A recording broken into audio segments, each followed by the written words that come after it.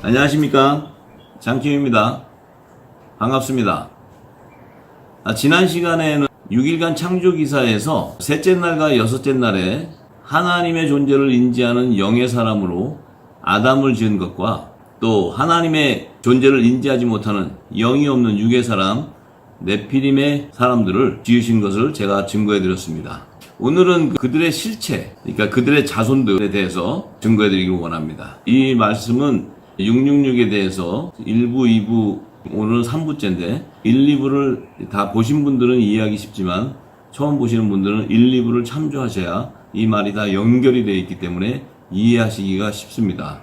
이 말씀을 듣고 이해가 안 되시면 2부와 1부로 올려놓은 그 영상을 보시면 아마 도움이 되실 겁니다.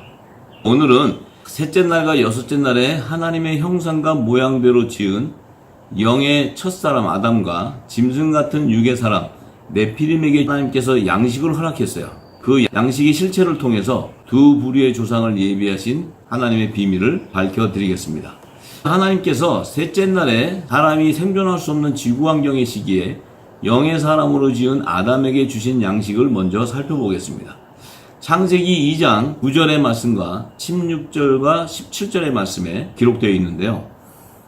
하나님이 아담을 지으시고 이 땅의 최초의 성전으로 창설하신 에덴 동산으로 아담을 그곳에다 두었습니다. 그래서 이제 아담이 그곳에서 생존할 때 하나님께서 아담에게 허락한 양식이 9절에 여호와 하나님이 그 땅에서 보기에 아름답고, 그 땅이라는 것은 에덴 동산 안에 있는 땅을 증거하는 말씀이에요. 그런데 그 땅에는 보니까 먹기 좋은 나무가 나게 하시는데 그 동산 가운데는 생명나무와 선악을 알게 하는 나무가 있다는 거예요. 그런데 16절과 17절의 말씀을 보니까 아담에게 하나님이 에덴 동산에 있는 각종 나무의 실과 그 열매들은 네가 임의대로 먹으라는 거예요. 그런데 선악을 알게 하는 나무의 실과, 그러니까 즉 선악과죠. 이 실과는 먹지 말라는 거예요. 먹게 되면 정령 죽게 된다는 거예요. 자, 이렇게 아담에게 하나님이 명하셨어요.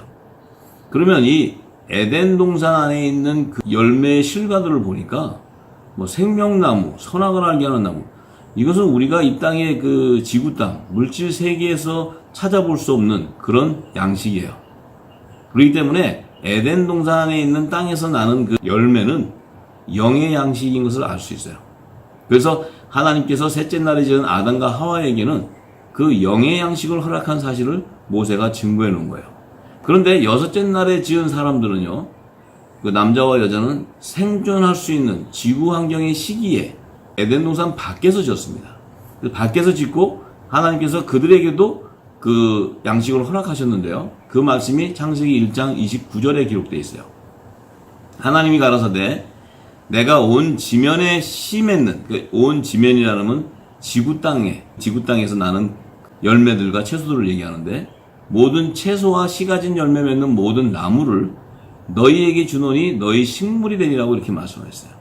여기서 말씀하시는 너희는 여섯째 날에 지은 남자와 여자를 얘기하는 거예요. 그래서 그들의 양식이 된다는 거예요. 그런데 이 양식은 에덴 동산 밖에 있는 지구 땅에서 나는 거예요. 이것은 물질 세계에서 사는 동안에 먹는 육의 양식을 의미하는 거예요. 그래서 이 여섯째 날에 지은 남자와 여자에게는 육의 양식을 허락한 것이고, 셋째 날에 영의 사람으로 지은 아담과 하와는 영의 양식을 허락하셨어요. 그렇다면은 아담이 살고 있는 그 에덴 동산과 또 에덴 동산 밖에서 여섯째 날에 지은 여자와 남자, 그들의 양식, 그 에덴 동산 안과 밖을 지금 구별하지 못하고 있어요. 그냥 이 지구 땅이라고 생각하는데, 하나님이 최초로 이 땅에 임재하실 곳으로 창설하신 성전을 에덴 동산으로 모세가 기록해 놓은 거예요. 하나님께서 모세에게 하늘의 모형으로 성막을 짓게 하셨을 때 모세는 이 땅의 성전에 대한 구조와 성전에 대한 것을 알고 있어요. 에덴 동산을 제가 나중에 다 열어드리면 모세가 성막의 구조로서 성막의 안뜰과 지성소와 성소의 영역을 에덴 동산에 그대로 증거해 놨어요. 그래서 그 에덴 동산을 열면은 모세가 장막을 지은 성막에 대한 비밀이 다 나옵니다. 그건 제가 차후에 말씀드리겠습니다.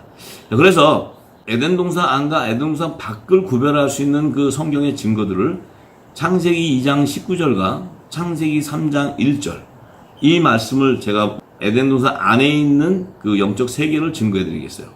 창세기 2장 19절에는 여호와 하나님이 흙으로 각종 들짐승과 공중의 각종 새를 지으시고 아담이 어떻게 이름을 짓나 보시려고 그것들을 그에게 이끌어 이르시니 아담이 각 생물을 일컫는 바 곧 그 이름이라 이렇게 얘기했어요.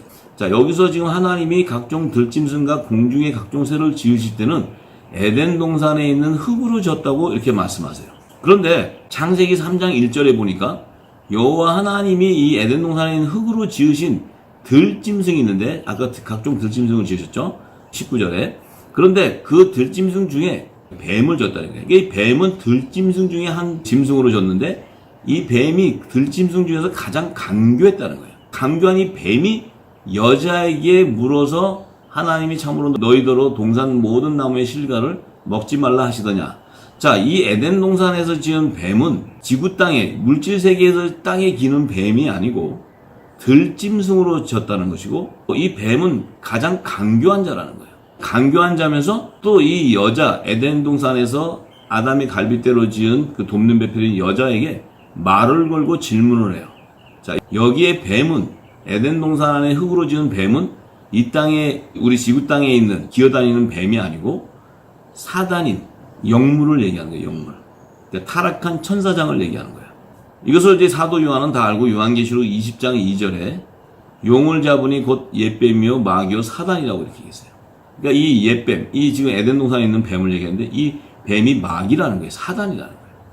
그렇다면은 이 에덴 동산에 있는 흙으로 지은 들짐승은 에덴 동산 밖에서 짓는 육축과 짐승과 기는 뱀이 아니라는 거예요. 이것을 모세가 기록해 놓은 거예요. 자, 그런데 창세기 1장 24절에서 25절에 말씀해 보면은 여섯째 날에 남자와 여자를 짓기 바로 직전에 같은 여섯째 날에요. 하나님이 가라사대 땅은 생물을, 여기서 말하는 땅은 지구 땅을 얘기해요. 지구 땅. 지구 땅에는 흙을 얘기하는데 그 땅에서는 생물을 그 종류대로 내되 육축과 기는 것과 땅의 짐승을 종류대로 내라고 이렇게 말씀하실 때 이것들이 다 나오는데 청류대에 나오는데 여기서 하나님께서 여섯째 날에 짓는 육축과 땅에 기는 것과 땅의 짐승은 지금 이 땅에 사자, 호랑이, 이 각종 동물들, 또 뱀, 또 여러 가지 기는 그 생물들, 또 종류의 그 짐승들 이런 것들을 나타내기 때문에 에덴 동산 밖은 물질 세계를 예표하는 거야. 근데 에덴 동산 안에는 영적인 세계를 의미하는 거예요. 그러면 아담과 하와가 에덴 동산 안에 있었다는 것은 이 지구 땅을 지으시고 최초로 하나님의 성전이 임하는 영적 세계예요.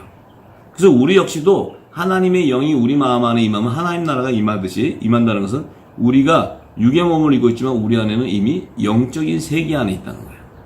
그래서 하나님의 비밀을 알게 되는 거예요. 왜냐하면 그 성령께서 하나님의 깊은 것도 통찰하셔서 창세전에 감추인 하나님의 비밀을 우리 안에 알려주시고 우리를 깨닫게 하시고 우리의 입술을 통해 증거하게 하시기 때문에 우리의 몸이 예수 그리스도의 지체인 거룩한 성령이 거하는 성전이 된다는 거예요. 그러니까 우리 몸 안에 성령이 거했다면 내 안에 에덴 동산이 임해 있다는 거예요. 최초의 하나님의 성전으로 창설하신 곳이 에덴 동산이에요.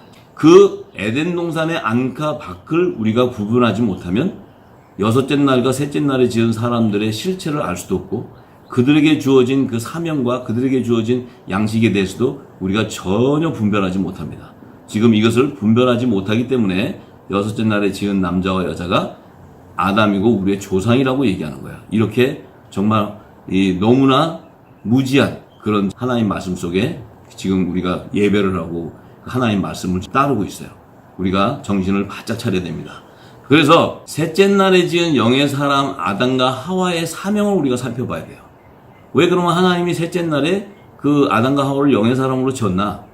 그리고 여섯째 날에 왜 남자와 여자를 짐승 같은 육의 사람 네피림으로 지었나? 왜 그들을 그렇게 지었는가? 그들에겐 또 주어진 사명이 무엇인가를 성경에서 찾아야 돼요. 왜냐하면 모세가 그 말씀들을 창세기 1, 2, 3장 안에 다 넣어놨어요. 그리고 5, 6, 7장 안에 다 그들의 실체를 드러냅니다. 그 사명의 실체를. 자, 그러니까 창세기 3장 16절에서 19절의 말씀을 보면 에덴 동산 안에서 하나님이 아담과 하와에게 주시는 사명이 기록되어 있어요. 자, 여기서 제가 요약해서 말씀을 드리면 이 여자가 강교한 뱀의 미혹이 돼서 이제 선악과를 먹게 되고 아담도 먹게 되어서 그들이 이제 하나님 말씀에 불순종했기 때문에 죽게 돼요. 그런데 하나님께서는 아담이 육의 몸으로 처음에 지으실 때는 거룩한 정결한 몸을 주었기 때문에 아담은 에덴 동산 밖에서 셋째 날을 지을 때, 정결한 흙으로 지을 때 그에게 생기를 코에 불어넣어서 생명이 된 사람으로 졌을 때 영생하는 사람으로 졌어요.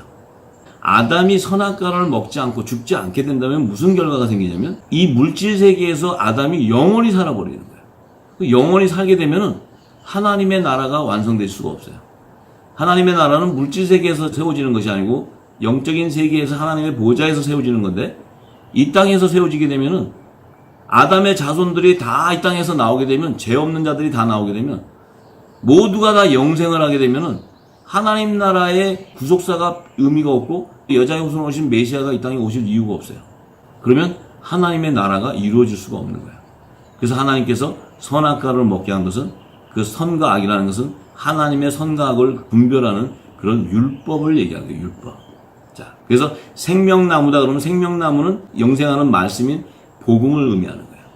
우리가 그것을 잘 알아야 됩니다. 제가 이제 에덴 동산을 열면은 우리가 가지고 있었던 그 복음은 전부 버려야 되는 거 다 알게 돼요. 자, 그런데 아담과 하와에게 준 사명은 이제 그 선악과를 먹음으로써 하나님께서 말씀하셨듯이 먹으면 죽는다 했는데 먹었기 때문에 잉태하는 고통을 주게 돼요, 여자에게는. 자, 그래서 그 여자가, 아담의 돕는 배편인 여자가 자식을 낳게 되면은 남편을 사모하게 되고 그 남편의 법을 따르게 돼요. 아담은 첫 언약의 법을 제정받기 때문에 그 여자는 첫 언약의 법인 율법에 매인받는 거예요. 그래서 죄와 사망의 법에 매여서 그 여자는 해방될 수가 없어요. 그래서 아담의 첫 돕는 배편은 여자를 짓는 거예요. 여자라는 것은 이 땅의 제단을 얘기하는 거예요. 제단. 땅에 속한 교회. 그곳에서 첫 아담의 그 자손들, 종들을 낳는 거예요. 자, 이것을 영적인 세계에서 하나님의 비밀을 깨달아야 돼요. 자, 그러면 그 제단에서 나오는 아담의 자손들이 어떤 열매가 나오냐면 땅이 저주를 받았기 때문에, 이 땅은, 이 흙은 아담을 지은 재료인데 이 재료가 저주를 받았기 때문에 아담과 같이 영생하는 생명이 나오는 게 아니고 가시덤불과 엉겅퀴 같은, 이 가시덤불과 엉겅퀴는 뱀의 후손들의 열매를 나타내요. 이 뱀의 후손들의 열매가 이 아담의 계보에서 나온다는 거예요. 그래서 아담이 먹을 것은 밭의 채소라는 것은, 이 채소를 먹기 위해서는 땀을 흘려야 되는, 밭을 갈아야 돼요. 이것은 육신의 죄를 회개하는, 이 회개해서 굵은 베옷을 입고 하나님께로 회개하고 돌아오는 자를 남은 자로 구속해 주실 것을 계시하기 위해서 밭의 채소라고 얘기하는 거예요.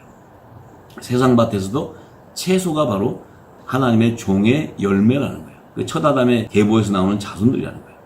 자, 그렇지 않으면 그 외에는 모두가 다 너는 흙으로 지었기 때문에, 땅에 속한 자이기 때문에 너의 자손은 다 흙으로 돌아간다 하는 것은, 이 흙은 뱀에게 영원히 먹으라고 줬던 거예요, 육신은. 그래서 창세기 3장 15절의 구속사의 계시가 우리의 육신으로 지은 이 흙은 뱀이, 하나님이 허락한 자기의 그 육신이라고, 왜냐하면 뱀이 사망 권세 위에 왕노릇하기 때문에.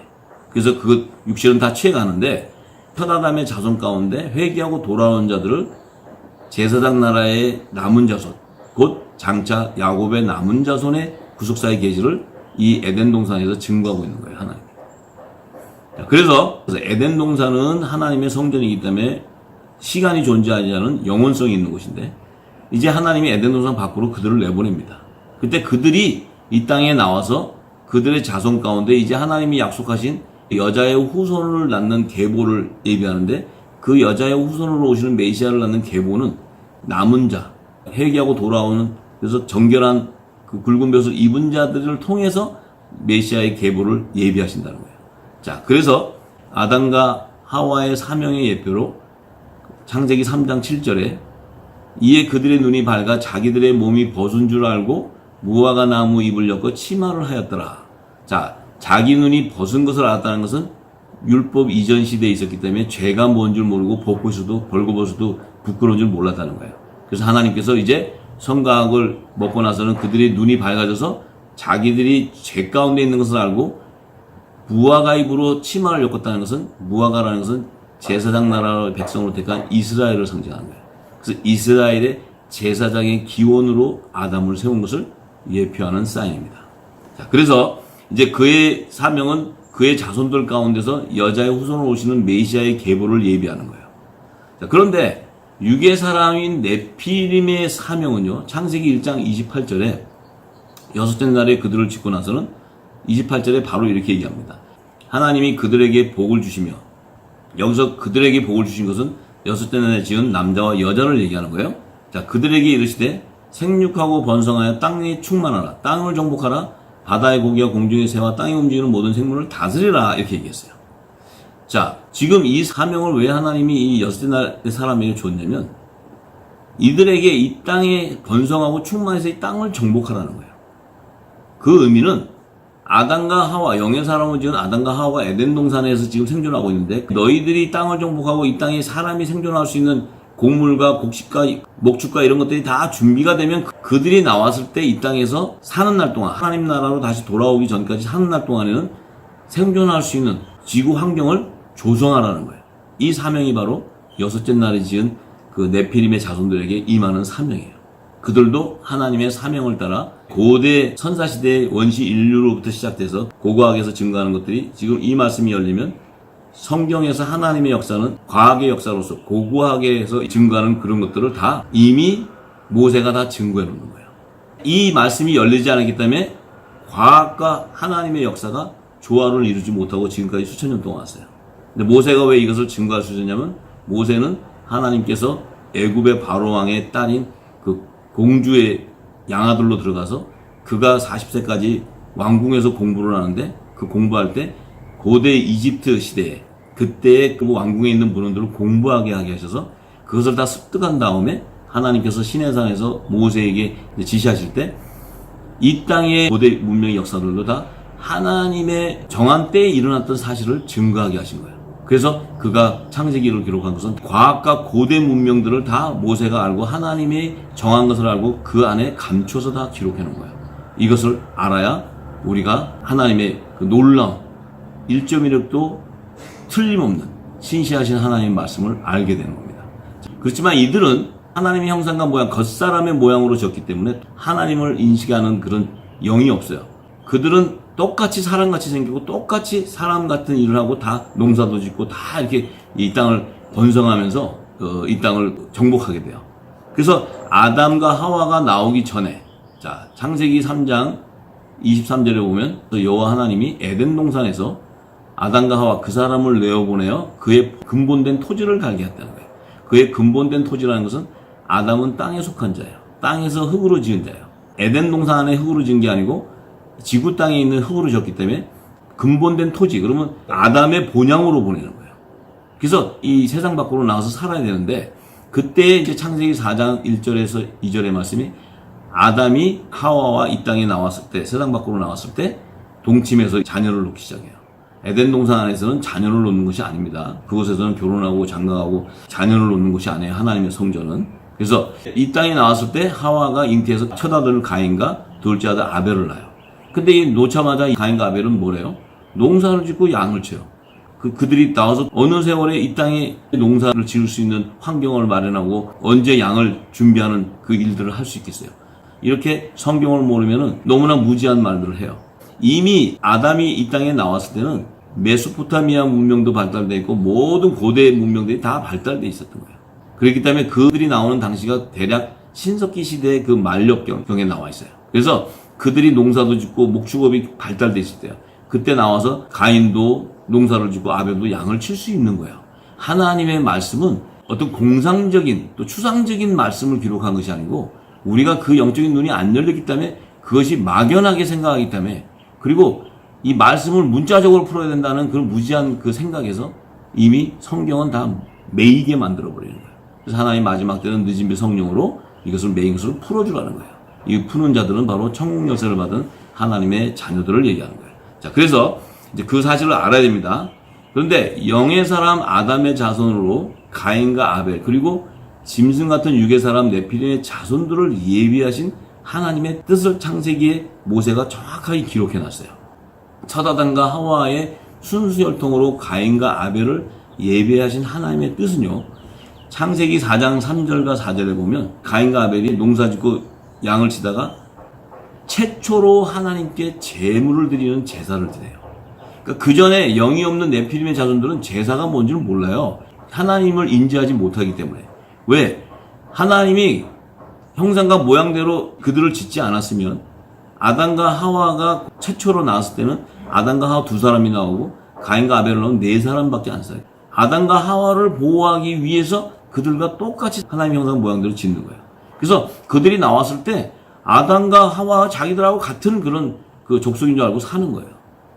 왜? 아담과 하와와 그 가인과 아벨을 보호하기 위해서요. 그래서 가인과 아벨이 첫 제사를 드리는데 가인이 얼마나 악의 열매고 제 종의 열매냐면 하나님 앞에 제물을 드릴 때 땅의 소산, 그러니까 농사를 지은 곡물을 드려요. 자, 이 곡물을 왜 하나님이 받지 않았을까요? 가인은 이미 뱀의 강교한, 뱀의 지혜를 받았기 때문에 가인이 나와서 그 소산을 할 때 풍요제, 그러니까 하나님을 섬기는 게 아니고 바알 우상을 섬기는 풍요제를 지냈어요. 이 풍요제를 지낼 때 자기가 있는 곡식을 드려요. 그러면 곡식을 바치니까 풍년이 되니까 이 수확이 좋으니까 가인이 풍성해지는 거예요. 계속 그 풍요제를 지냈던 제물을 하나님께 첫 제사를 드릴 때 드렸던 거예요. 하나님이 그 제물은 연락하지 않게 되는 거예요. 왜? 이것은 바알 우상에게 바쳤던 그런 그 제물이기 때문에 하나님은 진노하신 거예요.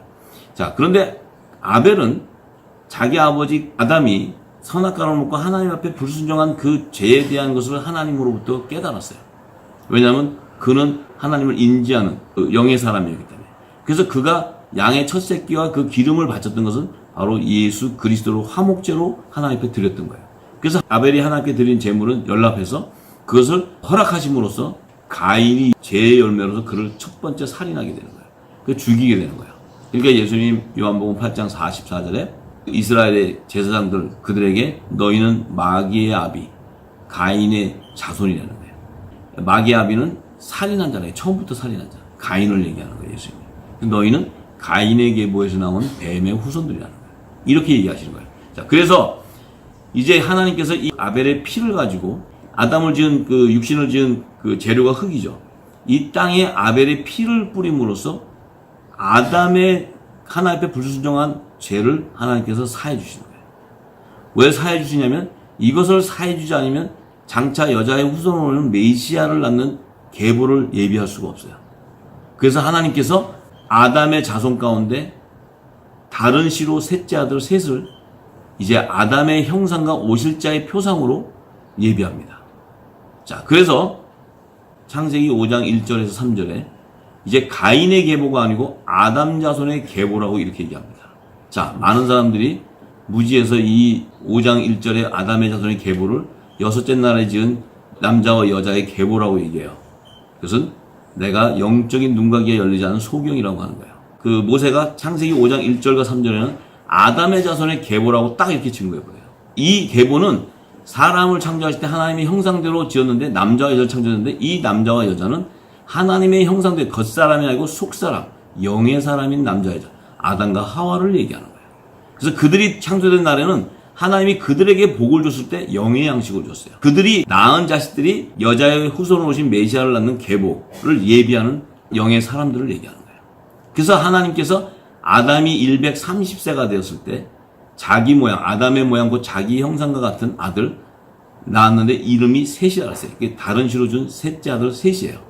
이 셋이 이제 여자의 후손을 계보하는 셋의 계보에서부터 여자의 후손으로 오신 메시아를 예비하는 그 구속사의 계시가 창세기 5장 6장에 정확하게 모세가 기록해 놓습니다. 이 말씀을 분별하지 못하면 모든 성경은 다 매이게 돼 있어요. 자, 그래서 이제 창세기 4장에는 모세가 가인의 계보에서 나오는 자들 또 여섯째 날에 지은 그 사람들의 네피림의 순수 혈통들을 증거해 놓고 창세기 5장부터는 아담의 계보에서 나오는 여자의 후손을 오시는 메시아를 예비하는 계보들을 정확하게 구별해서 기록해 놔요. 자, 그래서 짐승과 같은 육의 사람 네피림의 자손들을 예비하신 하나님의 뜻이 무엇인지 성경에서 찾아보기로 하겠습니다. 모세가 창세기 4장 16절에서 17절에 가인이 저주를 받아서 에덴 동산에서 쫓겨서 동편으로 가서 노땅이라는 곳에 가요. 노땅에 갔더니 그곳에 있는 여자를 만나게 돼요. 만나서 결혼하는 여자. 근데 그 여자는 혼자 거기 있는 것이 아니고 그 노땅이라는 것은 에덴의 동편, 그러면 메소포타미아 지역, 바벨론 지역을 얘기하는 거예요. 그곳에서 집단촌을 형성하며 사는 그 네피림의 순수 혈통들이 그곳에 살고 있는 거예요.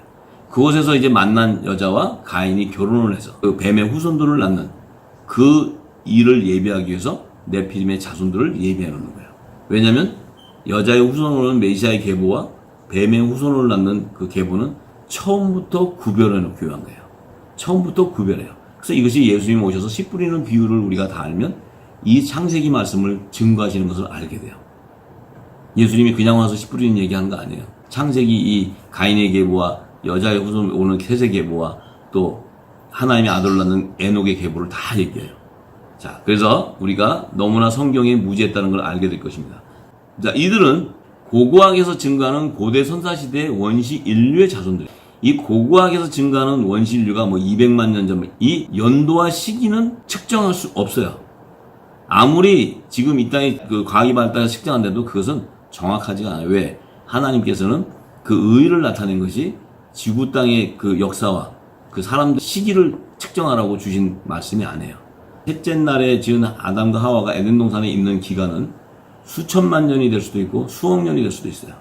그래서 지금 젊은 지구론, 뭐 오래된 지구론, 뭐 진화론 이런 모든 것들이 다 이 말씀이 안 풀어져서 다 그런 그 변질된 말들이 다 나오게 되는 거예요. 변개하는 것들이.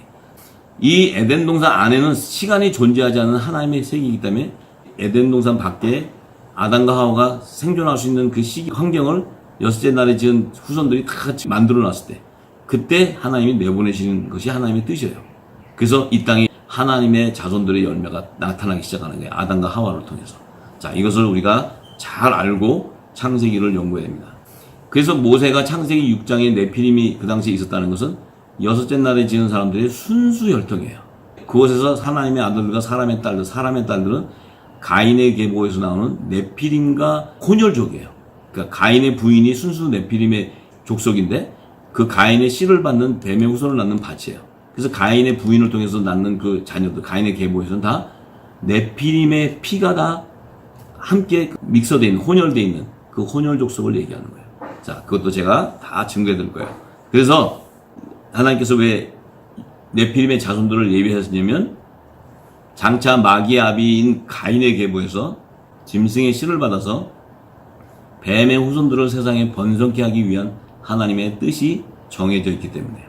자, 그런데 3일날에 지은 영의 사람 아담의 자손들과 6일날에 지은 짐승 같은 육의 사람 네피림의 순수 혈통이 이제 모세가 증거해 놓은 말씀을 확인하기 원합니다.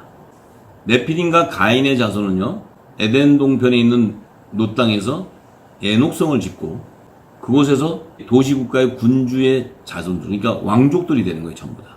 가인의 부인은 순수 네피림의 혈통이지만 가인과 그 부인과 낳은 자녀들은 네피림의 혼혈족이에요. 그래서 그들은 들짐승 곧 뱀의 씨를 받는 뱀의 후손들을 말하는 거예요. 가인의 계보에서 나오는 자손들은 제 종의 열매이기 때문에 하나님의 말씀을 대적하고 하나님의 백성들을 핍박하는 적그리스도와 거짓선자 두 짐승이 나오는 것을 창세기에 정확하게 기록해놔요, 모세가. 자, 그래서 적그리스도와 거짓선자들이 등장하는 666의 실체로 모세가 창세기 4장과 6장에 정확하게 증거해 놓습니다.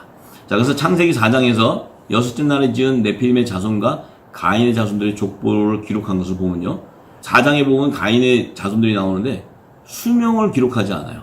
그냥 가인은 누굴 놓고 이렇게 그냥 기록해놔요. 이것은 무엇을 의미하냐면 그들은 6일에 이 땅에서 멸망당하게 될 짐승의 우상에게 경배하고 이마에나 오른손에 짐승의 표를 받게 되는 짐승의 수, 사람의 수, 666의 자손인 뱀의 후손들의 총수를 증거하기 위한 거예요.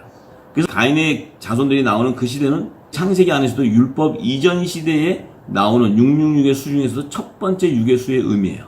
666이라는 것은 첫 번째 6은 율법 이전 시대의 뱀의 후손들의 충만한 수, 또 두 번째 6이라는 것은 율법 시대의 뱀의 후손들의 충만한 수, 세 번째 6은 마지막 복음의 시대 때 나오는 뱀의 후손들의 충만한 수예요. 이들은 다 어린 양의 생명책에 기록되지 못한 자들을 얘기하는 거예요. 자, 이것이 계시록이 증거하는 거예요. 그래서 지금까지 짐승의 표가 666 베레칩이다. 이것은 굉장히 무지한 자들이 하는 소리예요. 그 베레칩을 만드는 자가 하나님의 사람이 만드는 건지 뱀의 후손들이 만드는 건지도 분별하지 못하는 거예요. 그들이 666이라고 했다고 666이라는 거예요. 이렇게 하나님의 백성들이 무지하고 소경이 돼 있어요. 이제 이 말씀을 깨닫고 다 진리 가운데 거하는 축복된 자손들이 되기를 간절히 저는 소망합니다.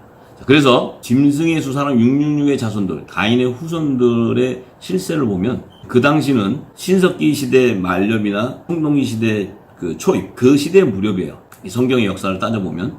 그런데 그 당시에 이 가인의 계보에서 나온 자손들이 정치, 경제, 종교, 문화, 그 사회의 기득권층이 들었다. 그러니까 그들에서도 적그리스도와 거짓 선지자들이 나와요. 그래서 그들이 그 당시에 존재한 네피림의 자손들을 다 치리하고 노예화시켜서 그들의 왕궁을 세우고 나라를 세우는 거예요. 이것이 하나님의 역사를 모세가 기록한 창세기예요. 자, 그래서 창세기 4장 19절에서 22절의 말씀을 보면 그 라멕이 나오는데, 라멕은 가인의 6대손이에요. 6대손. 그 라멕이 두 아내를 취한데 하나는 아다요, 하나는 실라인데, 아다라는 그 부인에게서 야발이라는 자손이 나오는데, 그 자손은 장막에 거하여 육축 치는 자의 조상이 되었다는 거예요. 육축 치는 자의 조상이라면 지금 말하면 목축업, 거기에 조상이라니까 그 당시의 경제를 잡고 있는 자들이에요. 자, 그리고 그 아우의 이름은 유발이라는 게 유발. 근데 유발은 또 수금과 퉁소를 잡는 모든 자의 조상. 수금과 퉁소를 잡는다는 것은 그 시대의 악기와 모든 것을 만드는데 문화, 종교 문화를 다 취득하고 그것에서 우두머리같이, 그러니까 실세라는 게 실세. 지금 말하자면 프리메이슨이나 로스차일드 가문이나 같은 그런 뜻이에요. 그런데 실라라는 두 번째 부인에게서는 두발가인이 나와요. 두발가인. 근데 이 두발가인은 동철로 가장 날카로운 기계를 만든다. 그럼 이때의 동철의 날카로운 기계라는 것은 군사력을 얘기해요. 군사력. 그러니까 정치, 경제, 군사력을 다 가인의 자손들이 붙잡고 있는 그 시대를 다 치리하는 거예요. 완전히 그 단일 정부를 세우는 적그리스도의 세력들이죠. 그 두발가인은 동철과 가장 날카로운 기계를 만드니까 철병거를 드는 그런 그 당시에 세계 수장이 된 거예요. 이 적그리스도의 수장. 그 다음에 두발가인의 누이 나아마라는 사람을 왜 모세가 증거했냐면 그 나아마의 뜻은 미혹하다 이런 뜻이에요. 그러면 이 나아마라는 것은 거짓 선지자, 음녀를 얘기하는 거예요. 음녀. 그것을 모세가 이렇게 감춰놓은 거예요. 음녀라는 것은 그 당시에 하나님의 백성들을 유혹해서 다 짐승의 표를 받게 하는 이런 음녀, 거짓 선지자가 나오는 거예요. 이것을 모세가 증거해 놓는 것입니다. 그래서 666의 수에, 짐승의 수, 사람의 수의 첫 번째 6의 수의 의미는 율법 이전 시대에 존재한 네피림의 순수 혈통과 가인의 계보에서 나오는 혼혈족들이 6일에 이 땅에서 멸망당하게 되는 뱀의 후손들의 충만한 수를 예표하는 거예요. 그래서 사도 바울은 지혜와 총명이 있는 자는 사람의 수, 짐승의 수 666을 헤아려보라고 얘기한 거예요. 베리칩이 666이라는 게 아니고. 자, 그래서 아담과 셋의 계보에서 나오는 여자의 후손들을 살펴보면요. 창세기 5장에 아담의 계보를 기록해놨는데 130세에 다른 시로 준 셋이 나와요. 근데 그 셋은 또 창세기 4장 25절에서 26절의 끝의 말씀을 보면 이렇게 기록되어 있어요. 아담이 다시 아내와 동침하며. 자, 가인과 아벨을 놓고 그 다음에 성경이 증거하는 것은 아벨이 죽고 나서 가인은 이미 노땅으로 가서 결혼해서 자식을 놓고 사는데 아담이 130세가 되었을 때 다시 동침한다는 거예요. 그래서 그때 아들을 낳는데 그 이름을 셋이라는 거예요. 이 셋은 하나님이 내게 가인의 죽인 아벨 대신에 다른 씨를 주셨다는 거예요. 자, 그러면 이 셋은 세 번째 아들이라는 것을 증거하는 거예요. 왜냐하면 성경에서는 세 번째라는 것은 하나님의 아들, 하나님의 열매를 나타내는 뜻이 담겨져 있어요. 자, 그래서 그 셋째 아들 셋도 아들을 낳는데 그 이름을 에노스라고 했어요. 자, 그 에노스를 낳았을 때 그때 사람들이 비로소 여호와의 이름을 불렀다고 이렇게 얘기해요. 자, 요 말 한마디 안에 셋과 에노스는 모세가 율법의 선지자 자신과 율법의 대제사장 아론을 예표하는 거예요. 그래서 셋과 에노스는 물심판 이전 시대에 하나님이 율법의 선지자와 대제사장으로 예표해서 그때에 이제 최초로 단을 쌓고 이 땅에서 여호와 하나님의 이름을 찾고 불렀다는 그 제사를 드렸다는 거예요. 그냥 여호와 하나님 이름을 부른 게 아니고 그 의미가 함축되어 있는 거예요. 이것을 잘 알아야 된다. 왜? 이들을 통해서 이제 율법의 시대가 예고되는 것을 창세기 5장부터 증거해 놨기 때문에 그래요. 율법 시대는 제가 다음 시간에 증거할 겁니다. 이게 시간이 너무 많이 걸리니까. 자, 그래서 땅의 제단에서 율법의 제사를 지내는 제사장 나라의 백성으로 택한 아담의 자손들을 지금 세세계보를 통해서 증거하고 있는 거예요. 이것을 잘 알아야 됩니다. 그래서 여섯째 날에 지은 자손들, 네피림의 자손들의 순수 혈통은 창세기 4장에 기록해놨고 5장에는 이제 아담과 셋의 계보에서 나오는 자손들을 기록해놨어요.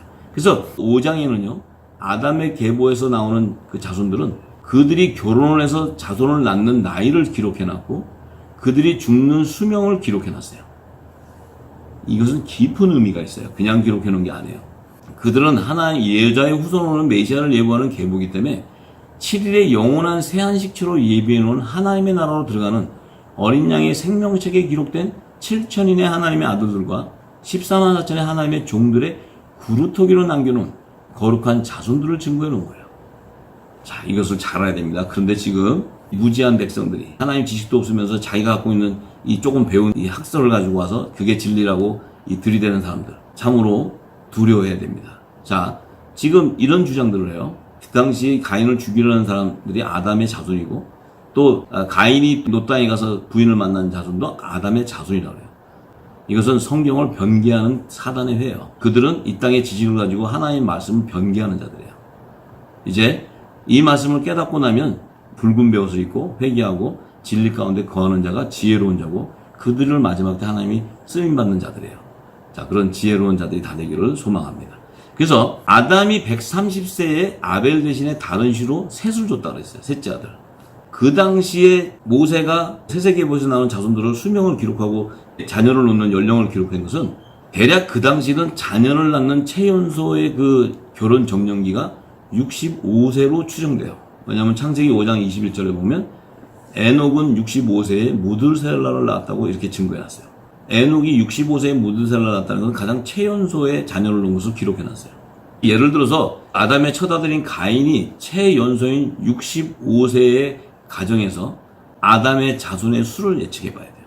가인이 결혼한 나이가 65세가 돼서 노 땅에 가서 여자를 만났다고 추정하는 거예요.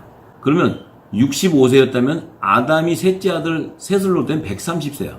그러면 가인이 노 땅에 가서 여자를 만날 때는 65년을 빼면 셋을 놓을 기간이 65년의 기간이 있는데, 그 65년 기간에 가인은 가서 이제 에녹을 놓고 자기 자식들을 놓지만 이제 아담이 자녀를 놓는 수를 환산해 볼 수 있어요. 측정해 볼 수 있어요.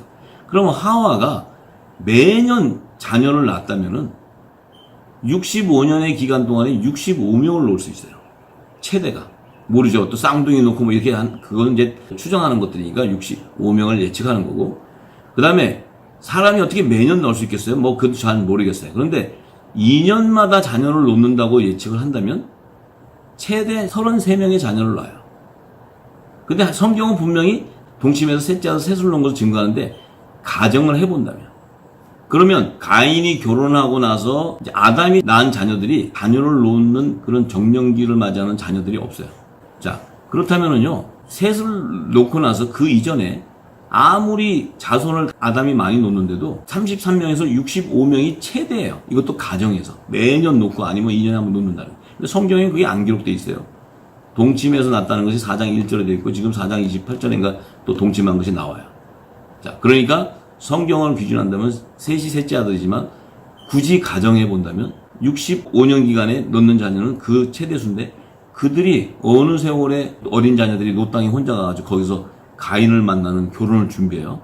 그것을 학설이라고 주장하는 자들은 몰라서 내가 성경을 풀기 위해서 했다면 하나님이 용서하지만, 이제 이 진리를 알고 나면 빨리 바뀌어서 진리를 증거한다면 쓰임받죠.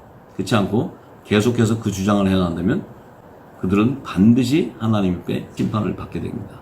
두려운 말씀이에요. 그러니까 우리가 하나님 말씀을 진리가 나오기 전에 추정하고 연구할 수는 있지만, 진리가 나올 때는 빠르게 회개하고 돌아서는 자들이 지혜로운 자고 총명 있는 자들이에요. 자, 그래서 가인이 노 땅에 가지고 에녹성을 짓는 그 건축을 하는 그 많은 노동력을 아담의 자손에서 취할 수가 없어요.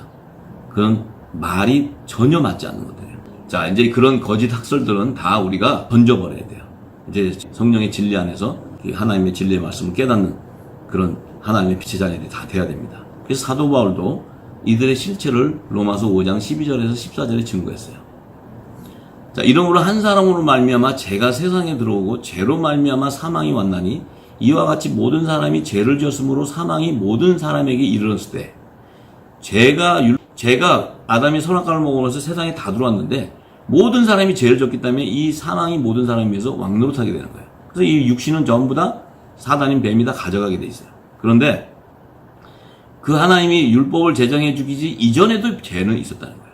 근데 그때는 죄가 하나님의 선과 악을 분별하는 율법이 없었기 때문에 죄가 뭔지 몰랐다고 얘기하는 거예요. 그런데 14절에 아주 중요하고 깊은 말을 바울이 증거합니다. 그러나 아담으로부터 모세까지. 그러면 첫 아담으로부터 모세라는 것은 모세는 율법의 선지자이기 때문에 율법 이전 시대의 사람을 얘기하는 거예요. 그런데 그때는 아담의 범죄와 같은 죄를 짓지 아니한 자들이 있다는 거예요. 지금 이 12절에는 그 아담으로 통해서 모든 아담의 자손은 다 죄를 범해서 죄인이 돼 있는데 그런 아담이 범죄한 것 같은 죄를 짓지 않은 자도 있다는 거예요. 그런데 그들 위에도 사망 권세가 왕노릇하게 된다는 거예요. 그렇지만 아담은 오실 자의 표상이라는 것은 아담은 여자의 후손으로 오는 메시아의 표상이라고 이렇게 얘기하는 거예요. 그런데 아담의 범죄와 같은 죄를 짓지 아니한 자들을 누굴 얘기하냐면 바로 네피림을 얘기하는 거예요. 네피림. 이 네피림은 하나님의 영을 받지 않았기 때문에 이들은 죄를 지을 수도 없고 하나님을 인지하지 못하기 때문에 그들은 짐승과 똑같아요. 그래서 그들은 짐승과 같은 사람은 네피림이라는 거예요. 왜? 그들은 죄가 뭔지를 몰라요. 죄라는 것은 예수님을 믿지 않는 게 죄고 말씀을 믿지 않고 하나님 말씀 대적하는 게 죄인데 그들은 하나님을 모르고 영이 없으니까 그들을 얘기하는. 그렇지만 그들도 하나님 형상과 모양대로 겉사람으로 육신을 지었기 때문에 사망 권세가 그들 머리 위에서도 왕노릇하게 되기 때문에 그들의 육신도 사단들이 다 취해간다는 거예요. 이 얘기를 사도 바울이 로마서 5장 14절에 증거했습니다. 자, 여러분들 이제 이 비밀이 열리면요. 성경에 매여 있는 구약과 신약의 말씀들이 다 풀어지는 역사가 있어요. 이제 성경 안에서 하나님이 그 놀라운 진리를 발견하시고 하나님의 말씀은 1.1획도 틀림없는 그 무엇성이 내 심령 안에 임해야 하나님을 믿는 영적인 예배가 내 안에 회복이 되고 내 몸이 거룩한 산제사를 드리는 그런 영적인 예배자가 되는 것입니다. 결론적으로 요한계시록 13년반 시기에 등장하는 그 상품을 구매하는 매매표, 즉 짐승의 표라고 그러죠. 이것은 각 시대마다 정치 경제와 연관해서 산업 발전에 따라 이렇게 변천해 오는 화폐의 변천사를 증거해야 돼요. 알아야 돼요. 왜냐하면 마지막 때에 등장하는 매매표는 2026년 3월경 이후에 이제 그때가 되면 첨단 디지털 융합 기술이 더욱더 발달하게 되기 때문에 지금은 우리가 추정만 해가는 것뿐이지 그때는 첨단 디지털 단일 전자 화폐 칩이 개발돼서 나올 거예요. 이렇게 되면 이제 이때는 달러가 붕괴되고 다 화폐 개혁이 일어나게 될 것입니다. 근데 그 기능은 화폐 기능만이 아니고 단일 세계 정부 체제 하에서 전 세계인들을 노예하는 첨단 통제 시스템으로 사용하게 돼요. 자, 이것이 바로 적그리스도들이 그것을 추진하기 위해서 이제 국제법을 만들고 또 그것을 생체 칩으로 이식해서 사람들에게 2만 원표의 그 매매표로 인치기 위해서 그 법을 만들게 될 것입니다. 그러면 반드시 어린 양의 생명책에 농명되지 못한 사람들은 오른손이나 이마에 누구를 불구하도 하나님 말씀을 모르고 하나님 열매가 안 되는 자는 다 받게 돼 있어요. 이것이 요한계시록의 예언입니다. 그런데 요한계시록의 예언의 말씀, 하나님의 예언을 모르고 베리칩을 만드는 자들이 누군지조차도 분별하지 못하고 있어요. 그들이 베리칩이 666의 표라고 이렇게 말하는 그대로 믿고 있다는 거예요. 참으로 어리석은 자들이죠. 그리고 성경을 가르치는 종교 지도자들 역시도 666의 수가 로마 네로 황제의 이름의 수와 동일하다고 이 666은 적그리스도라는 거예요. 그래서 영국의 뭐 해리 왕자의 이름 수도 같다. 뭐 이렇게 추측하면서 그것을 얘기해요. 이제는 그 일을 중단해야 됩니다. 이제는 진리를 증거해야 하나님이 기뻐하세요. 왜 이런 일들이 일어나냐면 모세가 성경의 모든 예언을 푸는 말씀을 첫 단추로 창세기에 감춰놓은 여섯째 날에 지은 네피림의 실체를 알 수 없도록 하기 위해서 이 거짓 영으로 미혹한 사단인 뱀의 전략에 빠져있는 소경이라는 것을 증거하는 거예요. 그래서 이제 그들의 포로되어 있는 것을 다 해방되어 나와야 됩니다. 그래서 지금부터 늦은 빛 성령의 음성을 듣고 깨닫는 분들은 진리의 말씀 안에 거하셔서 창세기에 감춰놓은 666의 실체를 바르게 깨닫고서 그 짐승의 표를 받을까봐 두려워했던 그 두려움에서 해방되시기를 소망합니다. 그리고 어린 양의 생명책에 자신의 정체성이 기록되어 있는 그 사실들을 발견해서 하나님께서 나를 아들로 아니면 종으로 택하신 그 은혜를 체험하시는 그러한 복된 자들이 다 되기를 소망합니다. 시청해 주셔서 감사합니다.